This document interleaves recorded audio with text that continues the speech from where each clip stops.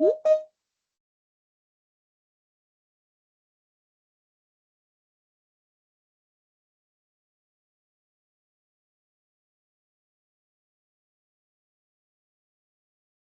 I think we can start with a few words from my side.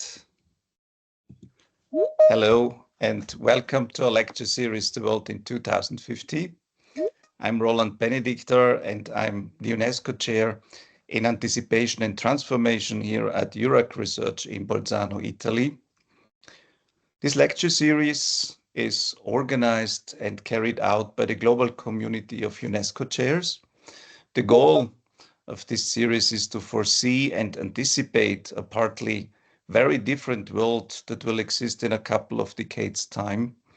And the lectures of this series, which are delivered all by UNESCO chairs, want to show ways how we best reach the mid of the century, what chances there will be along the way, and what risks and failures must be avoided. It is important to underscore here that this is an endeavor of imagination. So UNESCO is the world, as we know, educational, scientific, and cultural organization, and all its three pillars are interconnected and bound by the common characteristic of the imaginary. Education, science, and culture are all determined by the capacity of imagining. And this makes sure that imagination in our time gets always more important. And this is the case also because it becomes a key element of anticipating futures. As we know, futures are incoming always faster in our time. And that's why we speak of our age as the age of acceleration and in more unpredictable ways. That's why we speak of our age as the age of uncertainty. And all this means that this lecture series is dedicated to imagining worlds and ways that lay ahead of us and that can be chosen or avoided when we inevitably move forward in time towards a still, in essence, and in the end, unknown planet of 2050. Now, in the past two editions of this lecture series, we have really talked about many key topics of humanity, and we have based these lectures on the two main goals laid out in the UNESCO strategy 2022-2029, which will guide us to the end of the decade and hopefully also to the completion of the Agenda 2030 of the United Nations dedicated to the realization of the Sustainable Development Goals. In the first edition of this lecture series, we had the topic of futures and futuring at the center. We heard how important it is to develop capabilities of anticipating what will come and how crucial it is that futuring becomes a basic human capacity for all beings and for everyday life. In the second edition of 2024, we focused on perspectives on justice, equality, democratization, and education. So in a more application and practice-oriented approach. And we tried to interconnect these topics through an interdisciplinary lens. And now in this third edition of 2025, we really want to concentrate on interconnections and some main challenges of innovating finance and education and anticipating the evolution of these fields while fostering a deeper understanding of how global and local transformations can shape a more equitable and resilient future. I personally think that the topic of finance in particular is an often neglected one, and therefore we want to develop a stance and a perspective on it. This is why over the course of this lecture series, we will feature UNESCO chairs from Kenya, from France, from Austria, and from Italy. And last but not least, as the final speaker, we will have the former deputy chairman of the group of chief advisors of the European Commission and former head of the international research project, the World in 2050, which was completed time ago. So we have a great program, and we have great speakers today because we will start with the challenging topic, how can futures literacy and anticipation help us navigate an uncertain future? And the speakers of today are Kavazanjian. She's a program specialist and runs the Future Literacy and Foresight program at UNESCO Paris. And she's also, I must underscore this, a good friend who really very generously helped us to launch our chair, our UNESCO chair in Bolzano in September 2022. And the second speaker we feature today is Elif Çepni. She's the UNESCO Chair on Anticipation Studies, Futures Literacy, and Strategic Foresight at Karabuk University in Turkey. Thank you, Elif. Thank you, Christine. We are so happy and proud we have both of you for this inauguration of a new series. And so without further ado, I would pass the stage to Christine with the topic of futures literacy. Christine, the stage is yours. Thank you so much, Roland. Thank you for the invitation to you and the team. Happy New Year to all. I guess this is the first of the year, so pressure is on all of us to kick it off and get us all off to a good start. But thank you for the introduction. I am Kavazanjian and working at the UNESCO Social and Human Sciences sector, which is where the Futures Literacy and Foresight unit sits.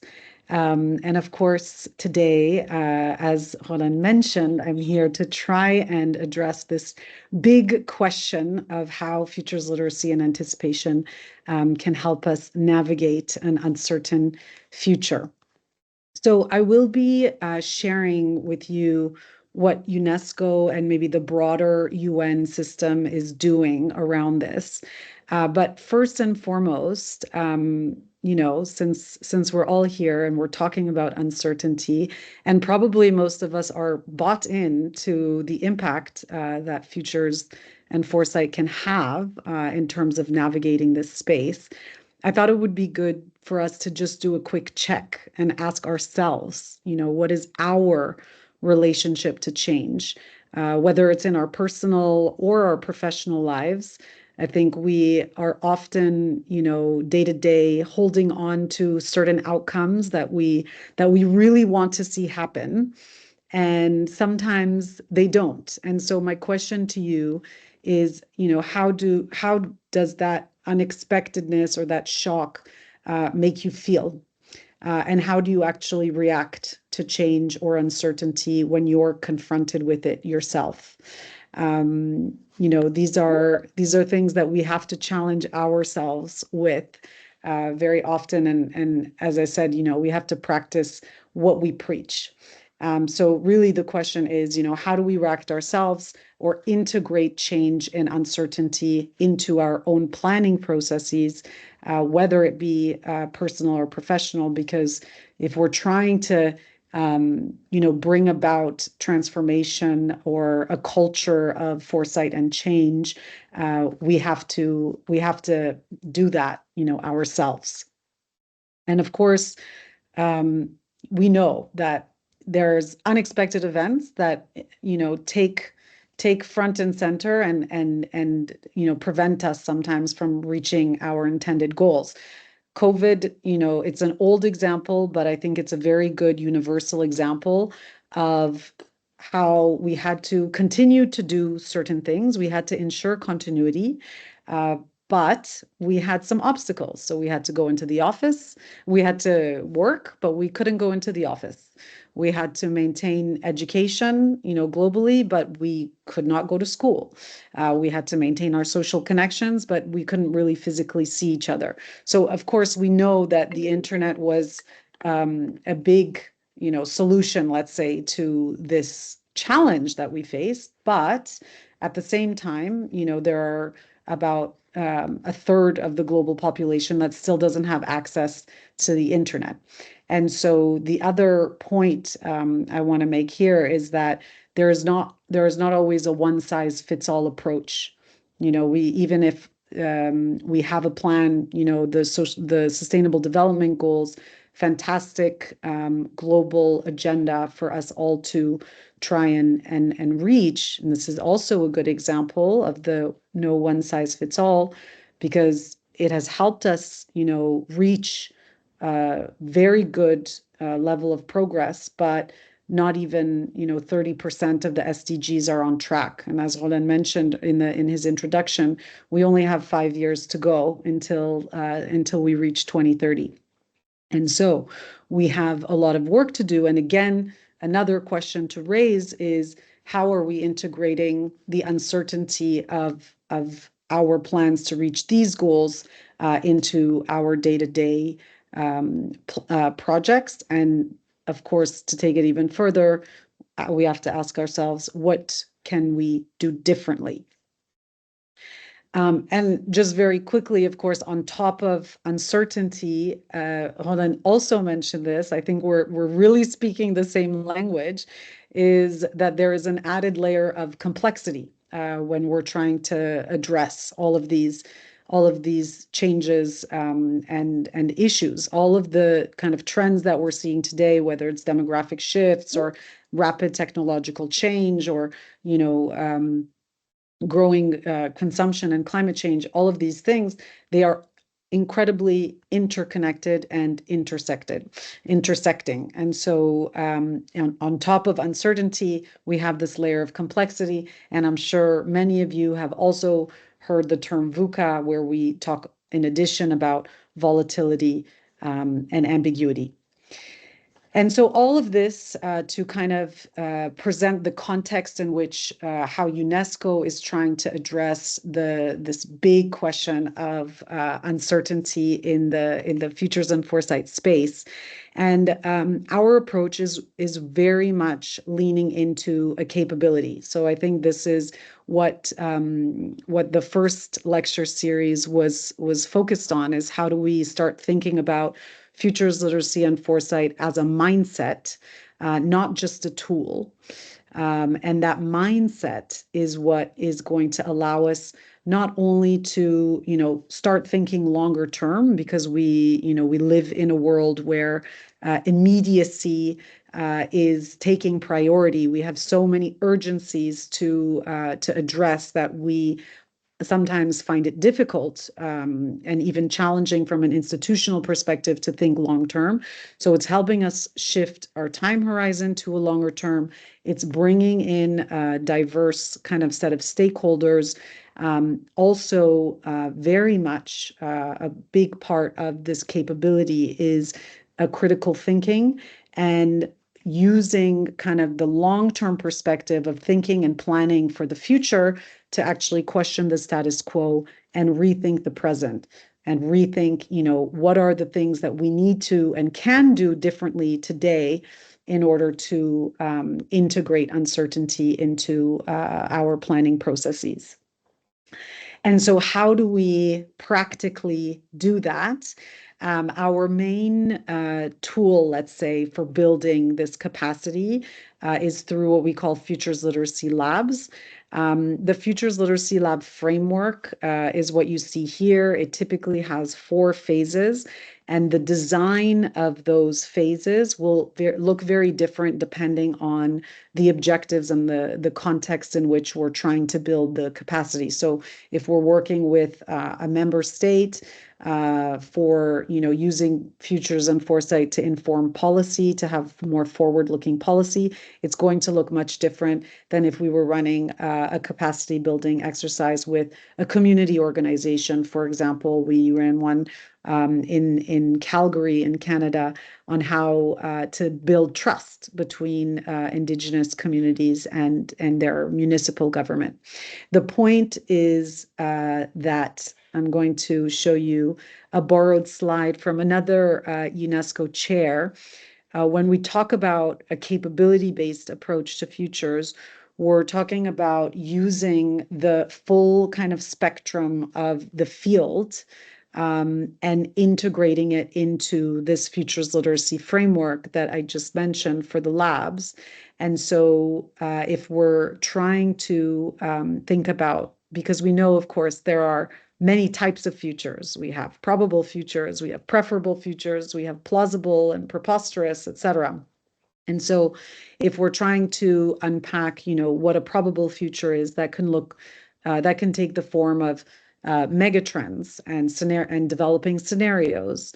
We might want to do a visioning exercise to think about a preferable future. We often, in this previous slide, I didn't talk about it, but we use a reframe scenario, which is not probable nor desirable scenario.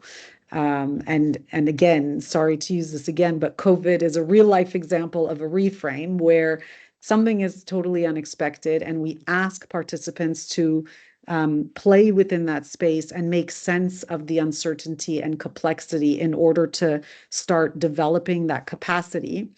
And so we integrate all of these various tools that are available to us in the futures field in order to address the specific objectives that we are trying to meet. And just to continue this point on mindset, the mindset is part of the capability, and it matters. And I just think it's important for us to remember that when we're talking about transformation, it takes time. Again, we cannot expect to solve major global challenges in one meeting or in one workshop, and so we have to remember that time is also not necessarily linear. We're going to have to reiterate and have agility and flexibility when we're putting our plans into action. And also ideas as the intellectual conditions for change, and ideas. Futures workshops, our labs are very much a place that ideas are born. And one of UNESCO's main function as well is a global laboratory of ideas, and that's why I like to put a lot of emphasis on that. And then in order to also address this question of uncertainty from an inclusive perspective, I think it's important to just make note of having a multi-stakeholder engagement in all of your processes. So having the different opinions, whether it's youth, policymakers, researchers, etc., align on the agenda in order to get the right engagement. And all of these are part and parcel of how we're trying to advance this capability-based approach to futures, and playing around with different frameworks for different objectives. So, we had a very nice set of initiatives with different UN institutions on how to leverage futures and foresight to make their programming and their strategy more future forward looking.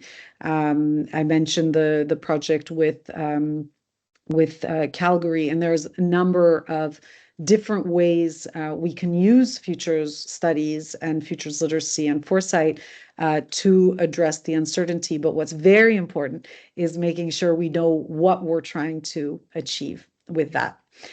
So very briefly, I will just share, UNESCO's, the program's kind of key pillars of work. So of course, I talked about the capacity building, which we are doing with all levels of stakeholders for our annual World Futures Day event in 2024. We actually ran a visioning exercise with a number of member states on the future of social and economic progress.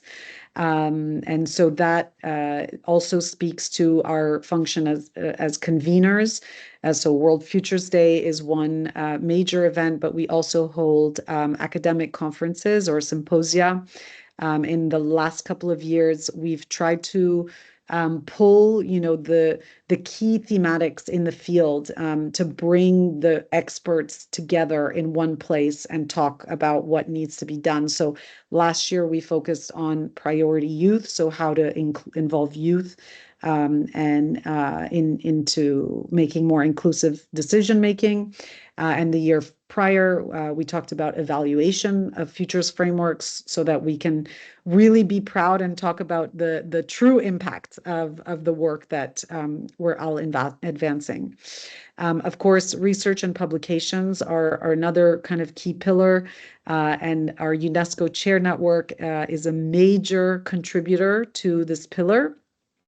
UNESCO has over 900 UNESCO chairs across the world, and the Futures Studies, the Futures Literacy and Foresight program has 37 and counting. And then, of course, UNESCO is the coordinator of the UN Strategic Foresight Community of Practice, which is part of the UN's global efforts to integrate foresight as a capability across the entire UN ecosystem. And so UNESCO is responsible for coordinating that community of practice where we are, upskilling UN colleagues around the world. Just a brief view on all of our UNESCO chairs. What I love is the transversal nature of futures work. So I think addressing uncertainty cannot come from one specific angle. We have to look at, it from the education angle, the climate angle, the innovation angle, the business angle. All of those, all of our chairs are really contributing to a multidisciplinary and interdisciplinary effort to address this big question that we are all aiming to get to.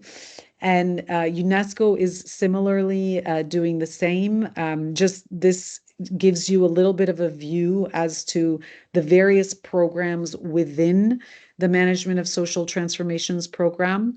But at UNESCO, we are really aiming to advance a culture of foresight. And we have, in addition to the social and human sciences sector, other sectors who are integrating foresight into their programmatic planning. And so I think this is an important point because when we're trying to, as I mentioned before, the importance of multi-stakeholder engagement and alignment on will, having as many players around the table is incredibly important. And I think UNESCO is not only talking the talk, but walking the walk. A major milestone, I would say, that we reached last year is the adoption of the Pact for the Future, which is the main outcome document of the Summit of the Future. And I think in this space again, we are seeing foresight very prominently across the Pact. And just to further kind of this idea that it's not only happening in silos, but there is a full-on engagement from the broader UN ecosystem in pushing, using foresight in addition to other cross-cutting skills that were identified in the UN 2.0 Quintet of Change, like data, innovation, behavioral science, in order to address kind of the changing global context that we find ourselves in.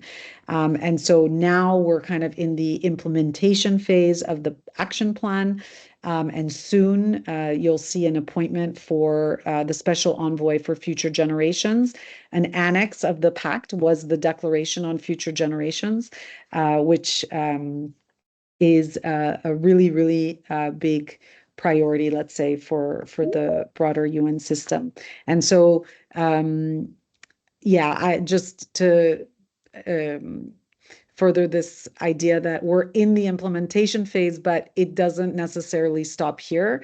I have a change management background, and I'm very much always reminding people that we need to iterate. So even though we've identified the need for change, that doesn't mean we shouldn't go back and reassess and think, what might we need to do differently if the context that we find ourselves in changes. And just a couple of last points before I hand it back over to Roland. But, to that point that change takes time, the Declaration on Future Generations that was adopted at the Summit of the Future just in 2024 is based on a document, the Declaration on the Responsibilities of Present Generations towards Future Generations that UNESCO advanced in 1997. And so that doesn't mean, we haven't made strides and progress since 1997, but these elements are, important reminders for us that we need to revisit, rethink, and redo when it makes sense. And so in this regard, we've just last year with UNGP, UN Global Pulse, published an inception report on how you can use futures for achieving intergenerational equity. We identified kind of different areas like temporal empathy and intercultural awareness that all speak to this idea of building a capability for a specific topic.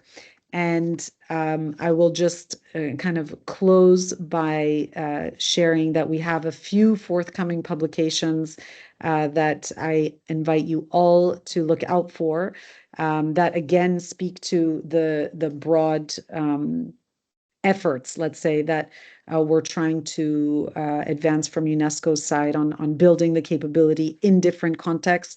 One is a project with UNFPA, the Population Fund, on using Foresight for more future-informed strategy. I mentioned World Futures Day last year. We'll have a publication on rethinking socioeconomic progress and redefining the socioeconomic paradigm that we currently live in, and a publication on priority youth. So further kind of on the point of the Summit of the Futures Declaration on Future Generations. So with that, just want to wrap up, and once again, thank you all for listening. Of course, we can chat more at the end of the session, and I want to thank Roland and the Eurac team once again for the invitation.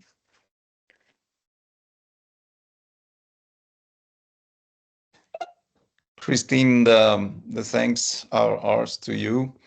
You were so kind to really help us a lot with establishing a sound futures debate here in our area, and you continue to be at the forefront of innovation, I would say, in the sector of future making, future debating, also making the future a topic of sound scientific expertise, which is not so easy because the future is the only topic that doesn't exist really to be concretized among us.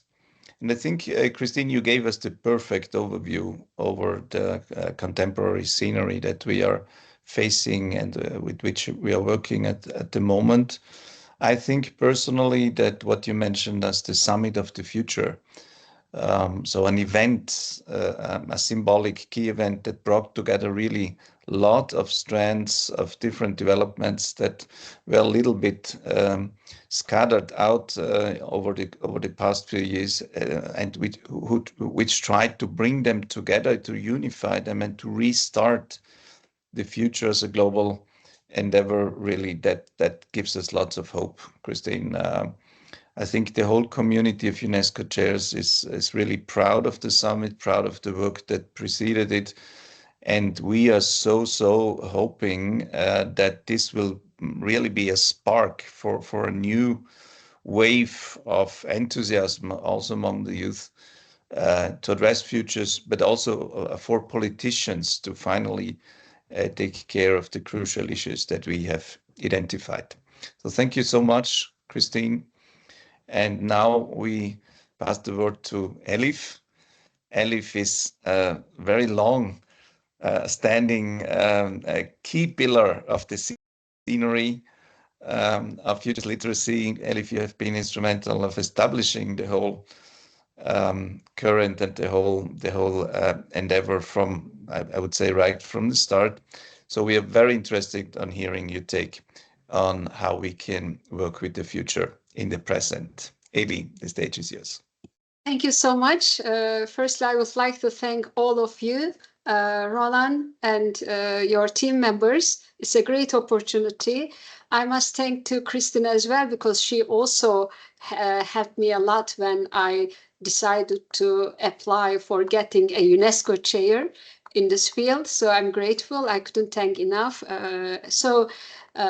If you allow me, I would like to share my presentation with the participants. I would like to thank all of them as well. My presentation will be on the importance of futures literacy in formulation of decisions, our decisions. Let me make it complete. Just a minute, please. Yes, full screen. Hopefully I can make it. Yes. So the name of my UNESCO chair is Anticipation Studies, Futures Literacy and Strategic Foresight, because originally I'm a professor of economics. So I have been teaching strategic foresight, decision making, complexity, chaos, similar things. So without boring you, I would like to just try to show you almost in all decision-making theories, economic theories, the basic assumption is rationality assumption. People are rational.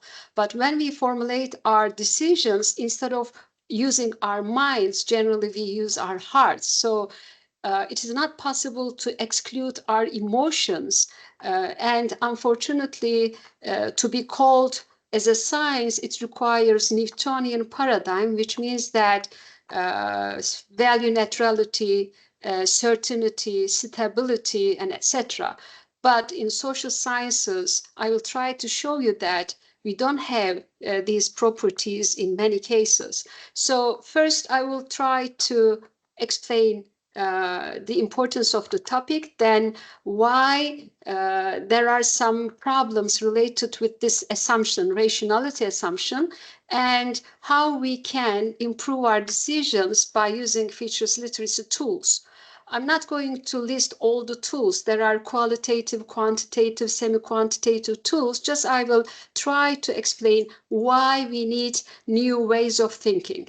So I will pass this part because I try to explain you what is the main aim of my presentation to discuss and show the need of new alternative ways of decision making.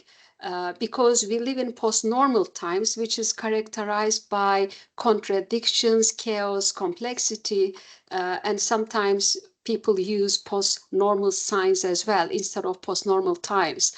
And what I mean by this, interdependencies are increasing in today's world. We live in networks, and that's why we couldn't isolate our companies individually, ourselves from the rest of the world. And that's why I think many people agree that there is a necessity of using new ways of thinking. We need perhaps new values. And I think features literacy is today the most important 21st century skill that perhaps we need, and we need to teach. Kristen mentioned about VUCA world, which is the abbreviation for volatile, uncertain, complex, ambiguous world. And yes, there is no doubt we live in such a problematic age, and the future is getting increasingly uncertain, and forecasting perfect prediction is almost impossible. When we are dealing with complex physical systems, yes, analytical models are the best and we can use them. But when we are dealing with complex adaptive systems like financial markets or our decisions or fashion trends or traffic jam, these are adaptive systems. They change themselves. These are interdependent, interrelated systems. So we need some new ways of learning and thinking. So we need to see the bigger picture, holistic view, because of these interdependencies between variables, and to have sustainability-friendly management system. As Kristen mentioned, we need a new mindset. Why? Because in this age, it's very difficult to be agile, I mean, to be quick. Everything is changing at an unbelievable speed. And even fragility is not enough. To be flexible is not enough. Anti-fragile means, Nassim Nicholas Taleb, I think, uses this term. After getting a shock, not only we need to go back to our initial position, we need to learn from these problems, from these experiences like Corona pandemic or Black Swan events. How we can get ready for the future, how we can formulate healthy decisions. Being prepared for the future means what? It doesn't require a perfect prediction. It requires preparing ourselves for multiple eventualities, because our strategic plans are 5 years fixed goal plans, but after 6 months, everything can change. And that's why features literacy, I think, must be among the most important 21st century skills. And for this, I need to suggest scenario planning, because I will try to show you with real data. If we think that current trend will keep going like this, the history is full with structural breaks, financial crisis, and similar problems. So we need to prepare ourselves for multiple features. Some of them can be pessimistic views, some of them can be optimistic views, but we need to work on this scientifically. So my second title is on the problems of rationality assumption, and that's why the importance of foresight. As we all know, science is characterized by what? Newtonian paradigm bases on certainty, value, neutrality, stability. But in decision making, it is the process of what? Identifying and choosing alternatives based on the values and preferences of the decision maker. So values are values and preferences. But in traditional economic theories, the basic assumption of traditional economic theories is people are rational. And you know, Nobel Prize were given to some psychologists who proved that people are not rational. We have lots of cognitive biases, including Daniel Kahneman, Richard Taylor, and etc. So economists are using models that replace Homo sapiens with a fictional creature, which is called Homo economicus, who weighs up all cost benefits, and then if benefits are higher, then we decide. No, we do not act like this. So compared to this fictional world of Homo economicus, humans do a lot of misbehaving, and related with these economic models, we make a lot of bad predictions. And I'm not going to bore you, but the formal definition of rational expectations, we don't have this in our real world, dear friends. It means the subjective probability distribution regarding future reality of some events in our heads perfectly coincides with the objective probability distribution operating outside our heads in reality. There is no world like this. We are not supercomputers. And according to Rohan Perrick, rational thinking is a process. And simply, it means if your thoughts are based on facts and not emotions, it is called rational thinking. But I mean, we all know that generally, every day we take lots of decisions and we use our previous experiences, insights, and emotions. And there is another problem related with rationality and econometric models. I'm not against of them. I'm crazy for them. In natural sciences, today's achievements are the results of analytical models. I don't want to be misunderstood, but when we are dealing with complex adaptive systems, these analytical models are not enough. And related with measurement, there are problems with data. It could be skewed, incomplete, incorrect, and so statistics, of course, will help us to predict the future, but when we are dealing with the behaviors of humans or some complex adaptive systems, unfortunately, I will share with you the real data, so you will perhaps see the better picture. We need to accept, I think, the fundamental gap, the difference between the main achievements of knowledge acquisition in the natural sciences versus rather minimal successes in understanding the dynamics of the social sciences. This is related with what? Nonlinearity, instability, uncertainty of our behaviors, I mean, in social systems. So how we can close this gap? As I mentioned before, we live in networks. This is the true LinkedIn map of a PhD student, Oliver. For example, in my LinkedIn account, I have 1,000 people, and each one is connected with 700 more, 500 more. So our companies are living in such interdependent, interrelated world as well. So individually, we cannot isolate ourselves from these kind of systems. This is what I'm trying to show you. And as this interdependency increases, we must learn to learn in a new way. So the problems which make healthy prediction impossible can be summarized as follows: the lack of information and data, measurement errors, complex and nonlinear relationships, using wrong models, or making predictions by using the parameters of previous regressions, which are not valid anymore. These are the basic problems. If you are the CEO of a company, we know that each company, there are some examples, but this is just a few.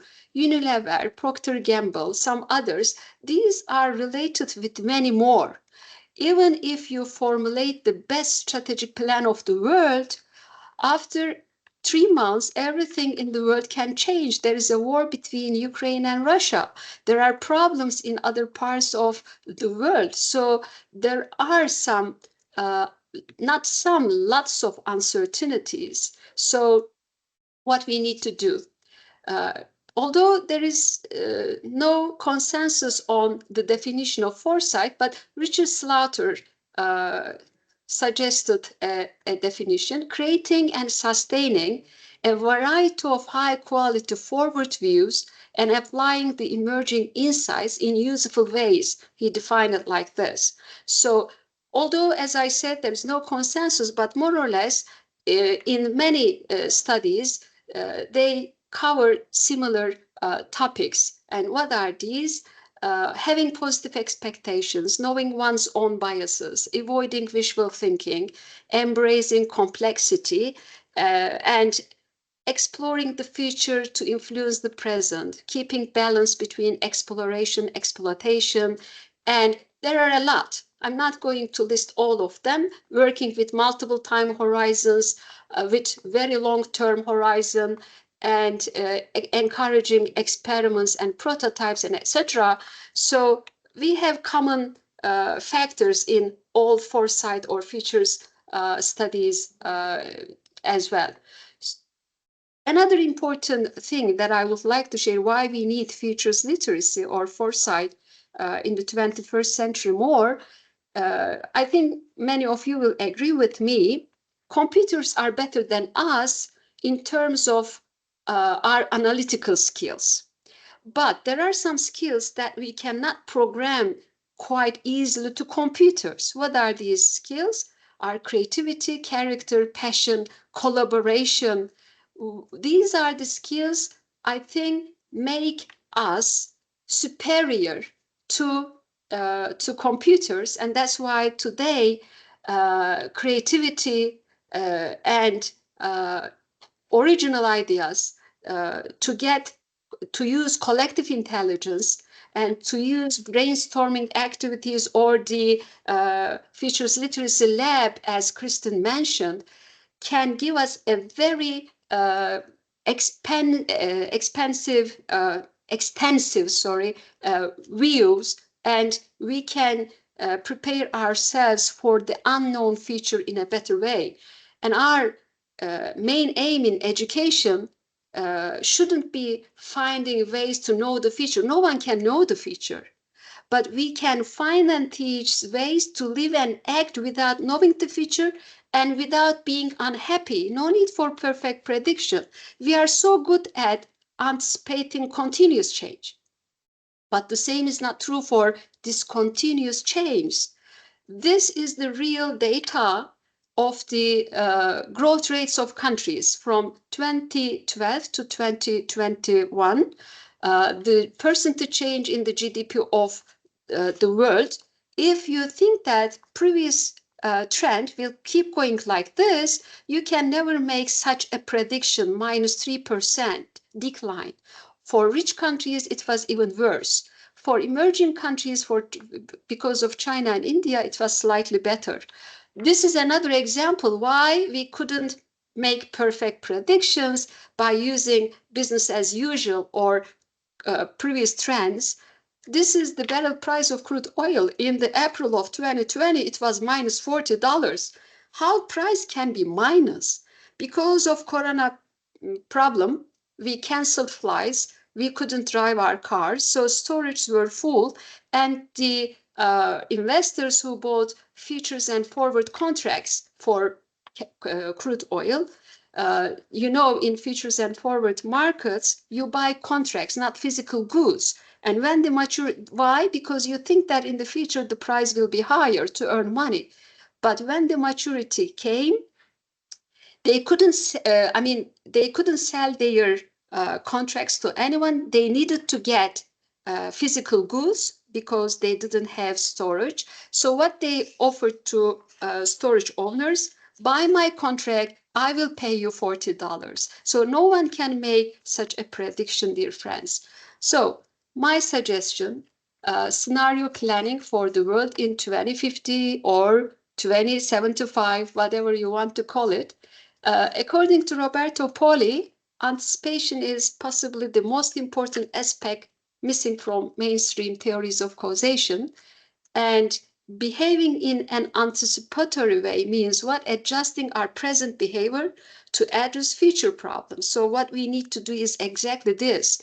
An anticipatory entity takes its decision today according to forecasts about something that may eventually happen. So if we can show, if we keep behaving like this, after 30 years, what kind of world we will wake up in, if we work scientifically on these pessimistic views and can come back today, we can start looking everything with perhaps different eyes. There are some science fiction movies on this, showing that whether we want to imagine a better world or a worse world. What is this? In this slide, I wanted to share with you This is a lineman sculpture which was found in 1939 in Germany, and it is 40,000 years old. Why I showed this to you? It shows our ability to imagine things that have never existed.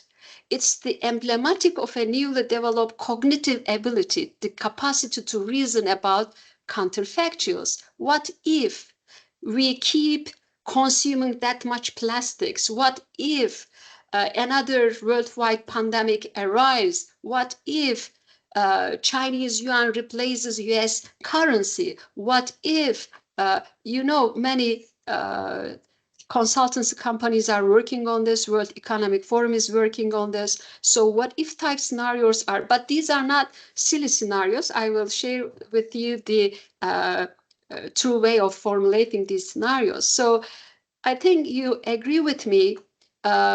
These are imaginative power is the precursor of every philosophical theory. Our scientific discoveries, technological innovations, from microscopes to airplanes to computers. So there is a quirky world map.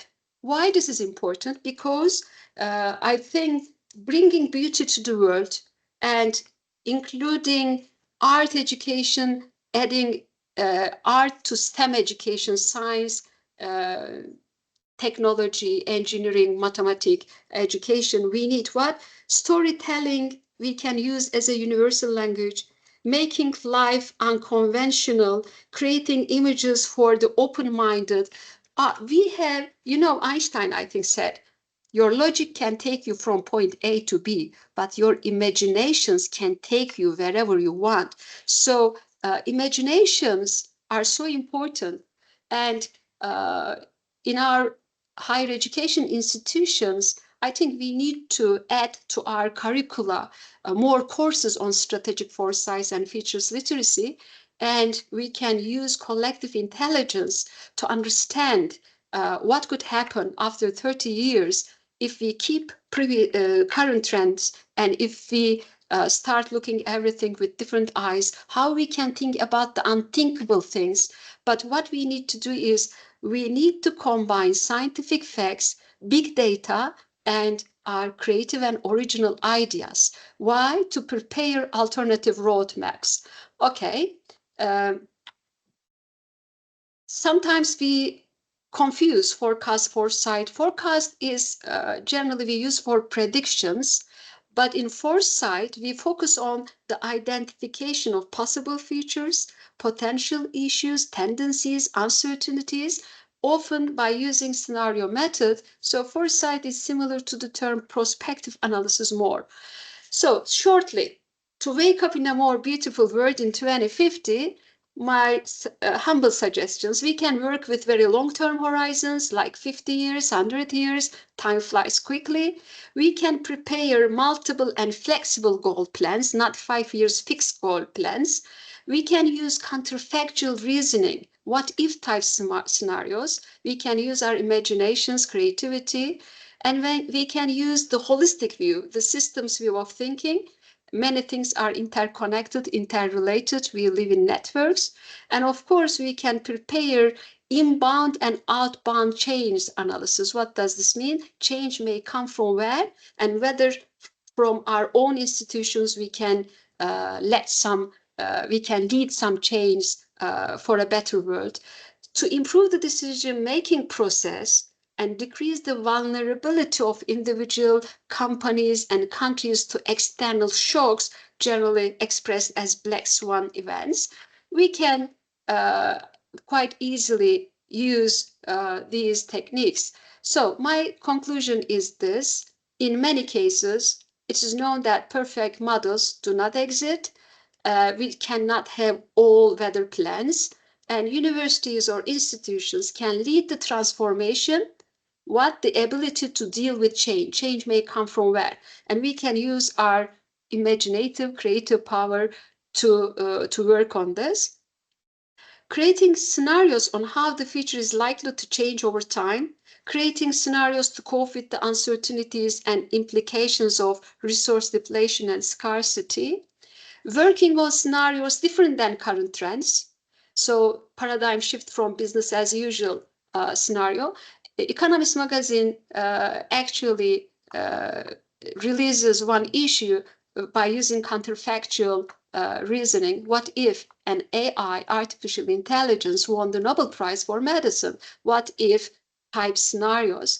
We can use epistle analysis. So interdisciplinary is so important: economic, political, institutional, sociological, technological, legal, environmental analysis. So today's managers, leaders should know about everything.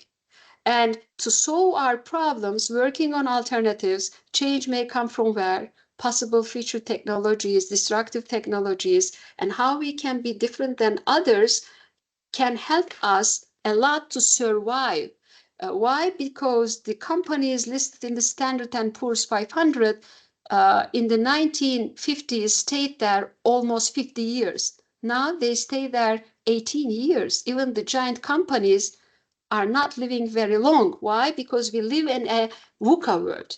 So just we need the acceptance that many phenomena were not orderly, reducible, predictable, or determined, but these properties shouldn't leave these studies out of science.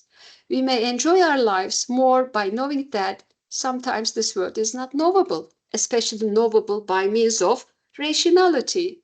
So we need new ways of thinking, new ways of teaching, and we need to teach complexity and chaos, discontinuities, change may come from where, and similar things. It is better to accept people as humans, to value their independence, openness of mind, creativity, problem-solving skills, rather than consider them as machine-type creators. But of course, I'm against of the escalation of neoludism, which is the philosophy opposing many forms of modern technologies.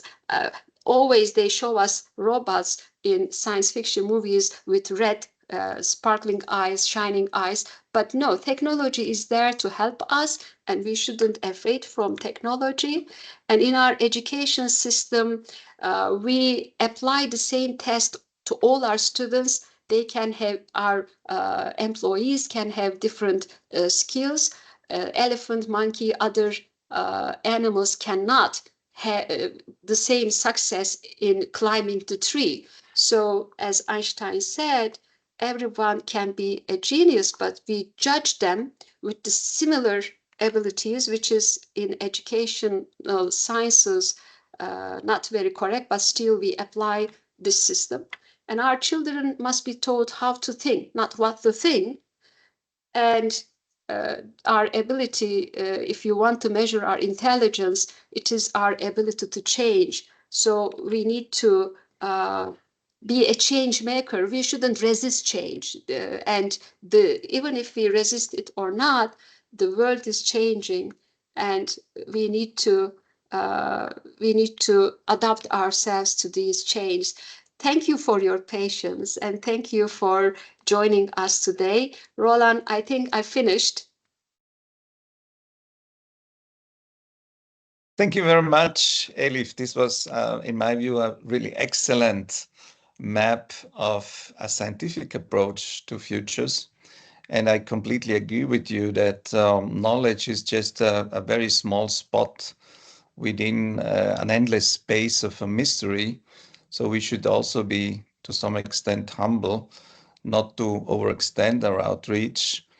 And I would even say, and add to what you said, Elif, I see two sides in futures science, or in a scientific approach that you so brilliantly sketched. The first approach would be a deconstructive one. So let us get rid of false projections, false expectations of the future. And I think futures literacy does an excellent job here, really, to make sure that people don't are naive in believing in futures that are proposed for economic or for reasons of profit.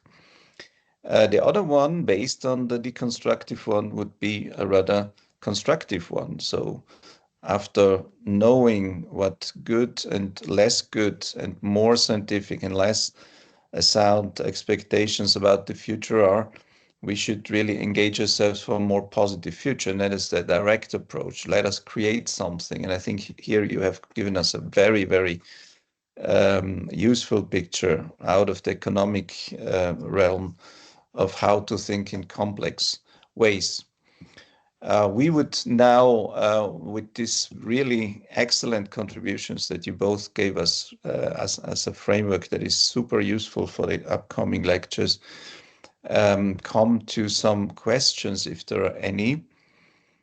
And if not, I myself would have two very brief questions that, as always, when I ask a brief questions, you cannot answer them without taking 3 days time, because the most simple questions are the most tricky ones, as we know. But but if I have the floor, given that I don't see any raised hands in the audience, I would just ask the two very simple questions. The first one would be the relation of upcoming future science, Elif, as you sketched it, to the classical social sciences. I mean, we here at Eurac Research and in Central Europe, we have a very developed set of social sciences, interdisciplinary social sciences, that are really good in demasking the origins of developments, criticizing power, going at the roots of futures. So to deploy a toolkit of critical future studies. And this includes also the critique of gender relations. This includes the critique of economic relations vis-a-vis inequality and similar things. So the social sciences, as we have implemented them over the last 30 years, do all this. So what is really the novel aspect that futures literacy and futuring in the more broad sense brings to this? Because some say, well, we as social scientists, we are always concerned with the future and inevitably think about the future. Every scientific act is concerned with the future. So what makes really the difference? And second, you mentioned, and this is also a question to Christine, you mentioned what if scenarios. So let us work with complexity. Let us think in options rather than in linear projections. And as this is absolutely wise, and everybody acknowledges this, the question is, should you do this only in a forward-oriented view, or is this possible also to do it backwards? So what would have happened if Atatürk lost the war that he was involved in? Or what would have happened if the Second World War would never have happened? Or what would have happened if Trump was not elected for a second time? So is this possible only forward or backward? And this brings me to the final observation. If you include all the issues that you have mentioned, Elif, and I'm completely with you, we cannot have a sound futures approach without all this, which is really a lot. Yes. If we include all this, are we even able to do this as humans, or do we need helping tools like artificial intelligence in the future to really be able to integrate all the tools and approaches forward, backward, sidewards, including all the different methodologies? Can we really do this as humans and learn it? Or is this beyond the capacity in the end? Is it a lifelong learning without a final stage that you can reach? So this final question is to both of you. Sorry that I'm so long with my very short question. It's okay. As you said, simple questions are the most tricky ones. Okay. Can I start first? How you want? Yeah. Okay. There is no, I think in social sciences, for example, in economics as well, we can make perfect prediction if this is a continuous change. So growing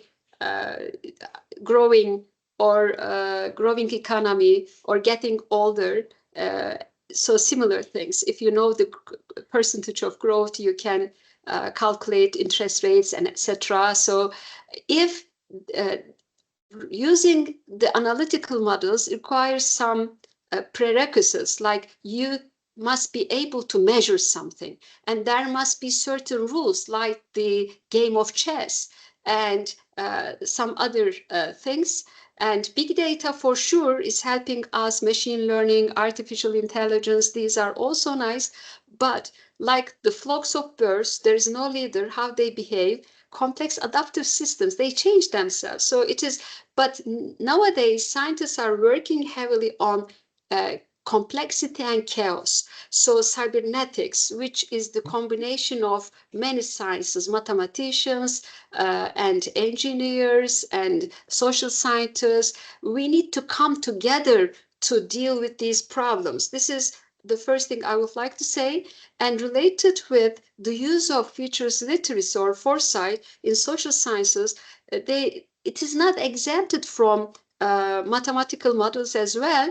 We can categorize the tools, the techniques that we can use under three headings: qualitative ones, quantitative ones, semi-quantitative ones. So like the Delphi method or guru panels, expert panels, we can invite the experts of one topic and can ask them, what is your expectation about this subject for 30 years ahead of today? And then I'm sure they will combine their previous experiences, accumulated knowledge, but also their original creative ideas as well. It's a very well-known, traditional, old example, but it is said that Kodak company couldn't see the arrival of digitalization. And because they didn't invest enough on digital technologies, they lost their market in in the production of cameras. It was the most well-known, famous company. Now we use our mobile phones to take photos. So change may come from where? There are lots of social theories to explain change. So sociology is another important field that we need to combine. Change, some said it comes from technological improvements. Some said it comes from our cultural backgrounds and etc. And Marx said something as the war between classes and etc. clashes between. So there are different explanations of social developments. That's why I said today's leaders should know about everything. Cybernetics, we need to come together and use our collective intelligence, but we can use Delphi method or brainstorming and decision trees. And so, but perfect prediction still is not possible. I mean, if we could have known this, in financial markets, rocket scientists would be the most richest people, because the rocket is now here. If it keeps going with this speed, after 1 hour, it will end up where? We couldn't do this. Finance professor cannot do this, because we are dealing with complex adaptive systems, complex physical systems like my car. There are parts and how they will be connected and work. You define the flow of works chart, but in complex adaptive systems, you couldn't do this. We change ourselves. And like fashion trends, like traffic jam, today there is a traffic problem, tomorrow perhaps there will not. We change. When they say that there is a traffic problem in this Fifth Avenue in New York, we will change our route, and we are adaptive. So this is called, I think, emergence or self-organizing systems. There is no leader, but the system is organizing itself. These are complex, chaotic systems, but there are lots of nice studies on complexity and chaos. I have great hope. So they work on fractal geometry to explain some events, but still there is, I think, a long way to go to make better predictions when we are dealing with social events, I think. But futures literacy can improve the quality of, in management science, they say that it is better to be roughly right than to be completely wrong. If you prepare a fixed goal strategic plan, after 6 months, everything can change and you can end up at a totally wrong place. But if you work for alternative possible plausible features, then at least you can be roughly right. Many companies, they didn't work on worldwide pandemic before. If something like this happens, what we can do. So when we have enough time, we can prepare our plans, even if they never happen. And it is better for risk management.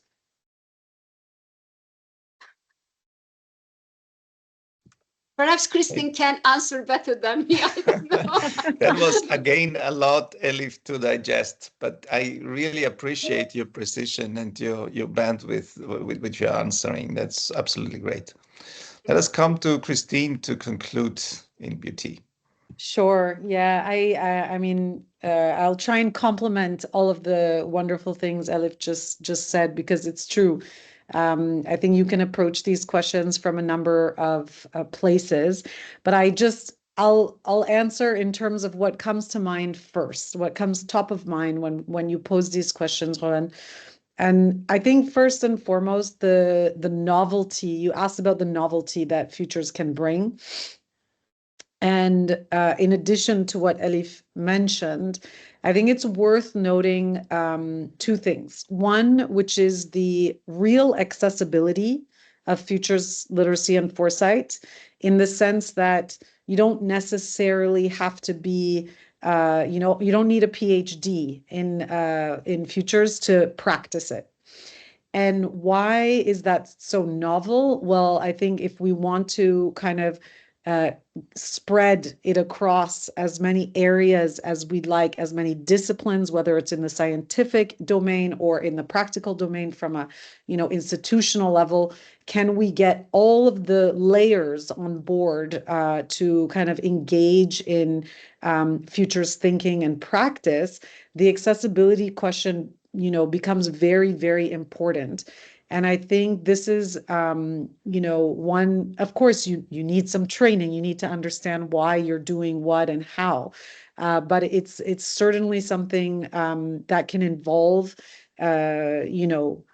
various kind of backgrounds. And then in addition, because it is quite an adaptable field, you can tailor it as well to, the specific angle you're coming from, whether it's business or social sciences or medicine. And I think that really makes it novel. And then from, kind of like another impact is that brings people together. And when we're talking about change, transformation, ultimately we cannot do it alone, and we shouldn't be doing it alone. And so I think that it really, in addition, you have kind of light touches, like there's a lot of gaming that's being very effective in the futures field, and speaks to both the accessibility and the bringing of people together. That these light touch interventions, can have a pretty big impact. So I think those are the things that come to mind. And then the question about AI, I mean, there's no doubt AI can help us, gather a vaster amount of data, process that data, leverage it for, making more informed decisions. But of course, coming from UNESCO especially, I have to, warn everyone of, being aware of the potential biases, of course, that are embedded in the kind of technology, let's say, that we have. And so the point is mostly that, yes, absolutely, let's use AI to kind of make our futures and foresight activities more effective and broad, but let us not only rely on that. Elif mentioned, we need collective intelligence. We need, so many aspects of the human that cannot be replaced by technology and computers. And so I think it's about finding the right balance between both. And then the final thing you mentioned, should we do the what if scenarios retroactively? Another thing that comes to mind, it's a yes and a no. There's always a duality to things, or multifaceted answer to things.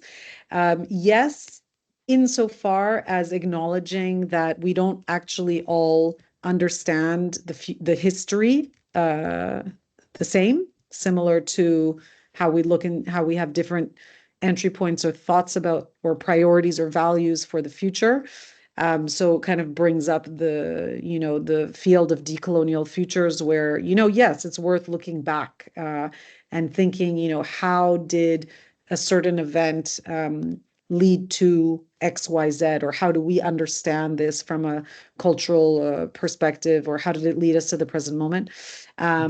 At the same time, we cannot change, big things. So again, I'm all about finding balance. So finding the balance between history, present, future is kind of maybe the way that I would go.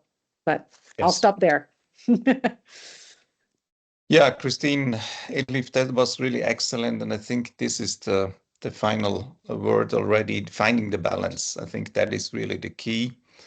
And you both illustrated both parts of which are involved in this. Science is involved in it, a sound approach, that it takes complexity seriously and is not just an addition to social sciences, but works with them to create new approaches. And on the other hand, Christine, action is required, involvement of people, participation.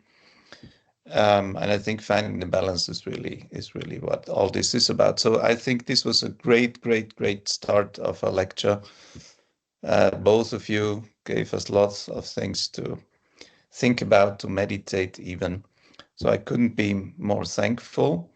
I would conclude with my many thanks, and with the hint that we meet next time with a lecture, the second lecture in the series by Julius Gatune, UNESCO Chair in Anticipatory Socio-Technical Systems at the University Dedan Kimathi in Kenya. And he will talk about how socio-technical systems can shape sustainable futures. So he goes a little bit more directly in what we discussed, probably about advanced technologies and futures. My many thanks. The next the next lecture will be managed and led by Jenny Ufer. And I'm looking forward to it, and welcome you all back on the 19th of February. Thank you all so much for being with us. Thank you so much. Thank you. Thank you so much. Thank you. It's And our see you next pleasure, time. happiness, honor. Thank you.